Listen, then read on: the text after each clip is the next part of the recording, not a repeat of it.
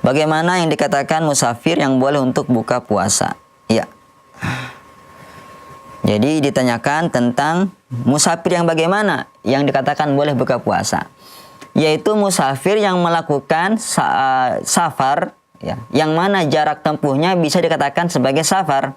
Kalau kita dari rumah kita ke pasar dekat, ya bukan safar namanya, tapi perjalanan jauh. Nah, disinilah letak perbedaan pendapat para ulama. Ada yang mengatakan 85 km atau 48 mil. Ini pendapat jumhur ulama. Berdasarkan pada hadis Ibnu Umar dan Ibnu Abbas yang mana mereka melakukan qasar salat ketika sudah nyampe 48 mil.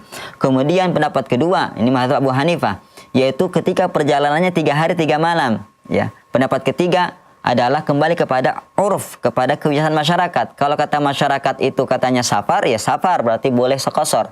Kalau bukan safar, maka tidak boleh kosor. Ya, oleh karenanya kita lihat nas-nas syar'i sendiri tidak membatasi, tidak ada memberikan batasan. Ini loh al-haddul adna, batasan minimal jarak safar. Kalau sudah jarak segini maka boleh kosor sholat, boleh puasa. Ya, seperti itu.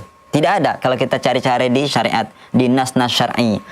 Oleh karenanya ada pendapat ketiga tadi kembali kepada uruf, ya. Jadi kembali kepada masyarakat yang ada di tempat Anda. Kalau kata orang-orang itu, kata masyarakat Anda itu dikatakan safar, maka boleh kita melakukan buka puasa, boleh melakukan qasar salat. Tapi kalau kata orang itu tidak, maka tidak perlu melakukan qasar, tidak perlu melakukan buka puasa. Tapi kalau sulit juga mungkin, karena mungkin susah ini safar atau enggak, kembali kepada pendapat jumhur saja, yaitu 48 mil atau 85 kilometer. Ya, mudah-mudahan itu bisa menjadi acuan bagi masyarakat kita. Kembali kepada pendapat mayoritas ulama, kalau sudah mencapai 85 kilometer, maka silahkan untuk qasar, silahkan untuk buka puasa.